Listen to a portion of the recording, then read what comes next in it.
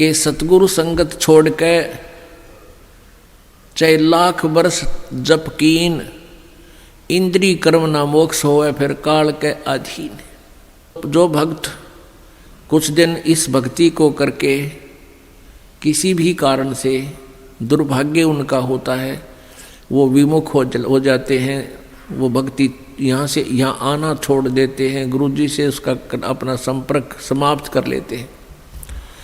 और वो कुछ एक ऐसे नालायक थे, अनजान अनाड़ी थे, वो कहने लगे कि हम तो घर पे भक्ति कर लेंगे। पुण्यात्माओं परमात्मा कहते हैं सतगुरु संगत छोड़ के अर्चे लाख वर्ष जप कीन, इंद्री कर्म ना मोक्ष होए, ना तो कोई कर्म कटे और ना ही मुक्ति होए, फिर काल के अधीन।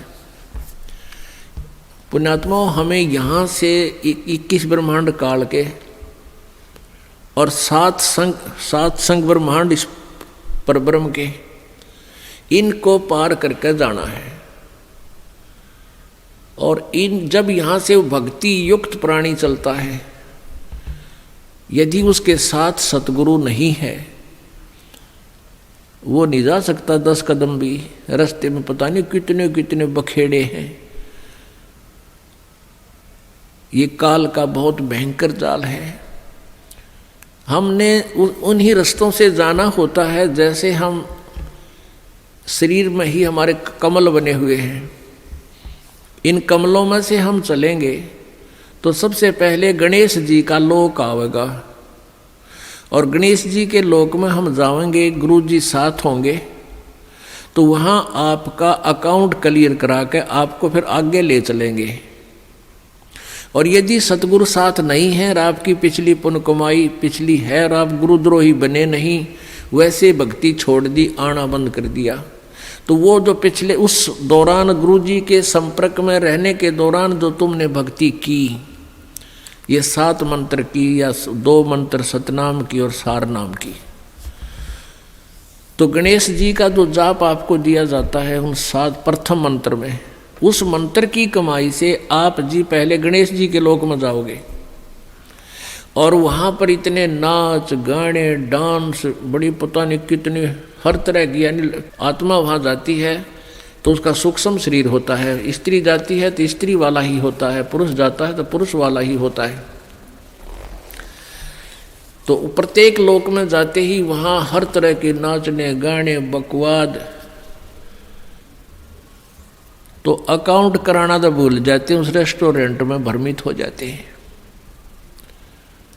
और फिर वहाँ उनको गण बना दिया जाता है, उन्हीं की पुण्य कमाई से वहाँ वो ठाठ करते हैं और सारी बकवाद करते हैं, नाचने गाने डांस, कोई काम में कोई ना, जैसे रेस्टोरेंट में चले गए वहाँ अपनी पूंजी खर्च होती है, वहाँ कुछ भी बकवाद देखो और खाओ सुनो, तो वो पूंजी नष्ट होते ही वहाँ से बाहर निकाल देंगे। फिर विष्णु के लोक में, विष्णु जी के लोक में जो आपने मंत्र जाप कर रखा है उसकी कमाई समाप्त होती है। फिर शिव के लोक में वो कमाई खत्म होते ही फिर दुर्गा के लोक में, फिर वो कमाई खत्म होते ही फिर आपका जो सतनाम का प्रथम और द्वितीय मंत्र है, प्रथम मंत्र जो ओम नाम है वो ब्रह्म का, फिर ब्रह्म लोक में, और दूसरा जो तत्व मंत्र है उसके लिए इस काल ने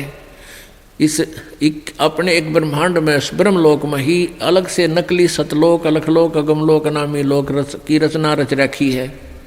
उस दूसरे मंत्र की जो सतनाम के अंदर जो 2 मंत्र हैं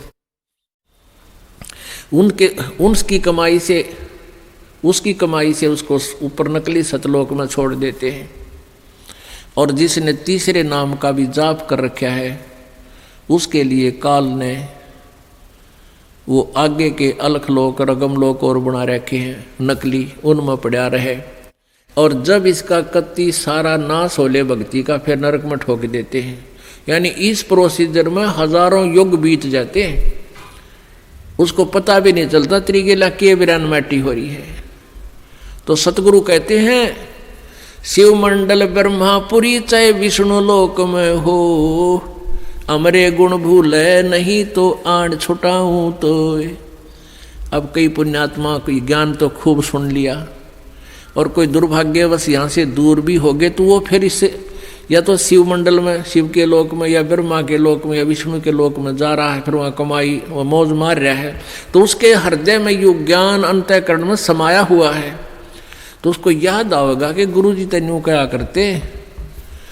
कबीर परमात्मा के ज्ञान को बताते थे, यहाँ तो हमारी पूंजी नष्ट हो रही है, हम तो गलत आ गए, हमने तो यहाँ नहीं आना चाहिए था। कहता वहाँ भी तू हृदय से रोएगा ना मेरे लिए कि भगवान मैंने छुटा लो, कहते वहाँ से भी तुझे छुड़ा लाऊंगा। अब देखो पुण्यात्माओं, ये सु अवसर आपके लिए, जैसे में पार तय होगे तो होगे, नहीं यू किया हुआ कर्म शुभ तुम्हारे साथ रहेगा, फिर उसका फायदा क्या होगा, के बनेगी।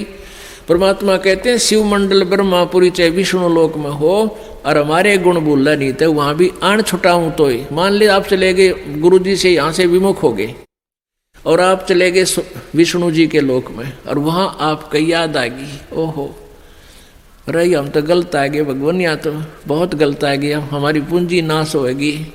वहाँ भी आप रोने लग गए तो वो मालिक परमेश्वर आएंगे और वहाँ से भी आपको ले जा करके कहाँ रखेंगे। यहाँ एक मिनी सतलोक है, प्रत्येक ब्रह्मांड में एक मिनी सतलोक है, परमात्मा का अपना राजदूत भवन है।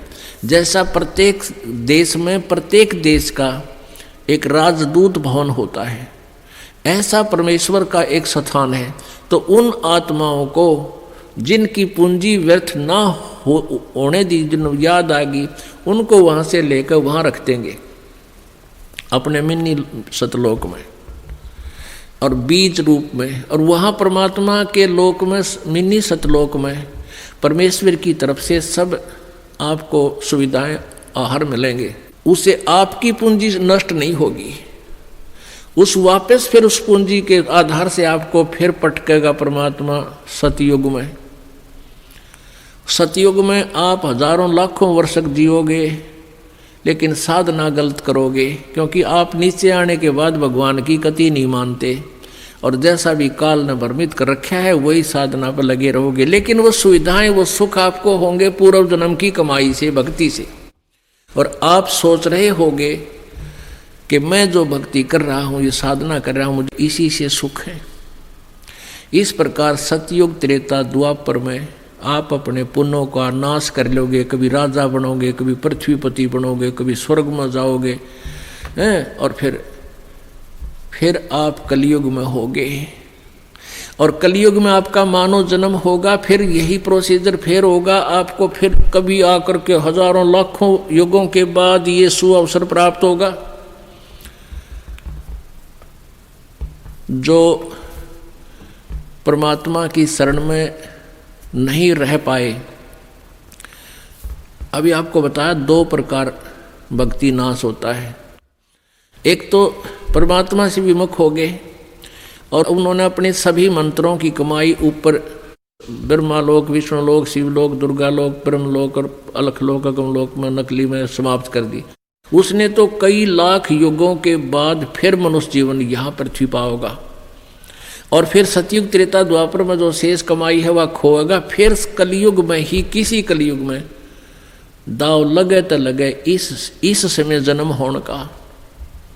एक दूसरा वो होगा जो परमात्मा याद आ गया विष्णु लोक में जाकर, उसको परमात्मा ले गए छुड़ा कर, अपने रख लिया मिनी सतलोक में और वहाँ से फिर पटक दिया। तो वो भी सतयुग से जन्म लेता हुआ बीच में राजा, चक्रवर्ती राजा, पता नहीं के बन के अपने पुण्यों को बहुत को नष्ट फिर भी कर लेगा। और फिर कलयुग में इसी समय बिचली पीढ़ी में ही दाव लगेगा, लगे तो लगे ना भी लगे।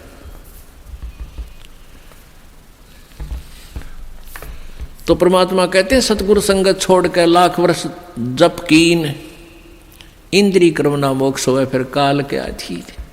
जब ये प्राणी यहाँ से चलता है, आगे नरी अप्सराएं नाच रही होती हैं या युवा देवता होते हैं, दोनों तरफ के मेल फीमेल को अट्रैक्शन करने के लिए इसने पूरा जुगाड़ कर रखा है। और सबसे बड़ी कमजोरी है इस जीव की, वो फिर भूल जाता है, सब कुछ भूल जाता है और काल के जाल में फंस जाता है।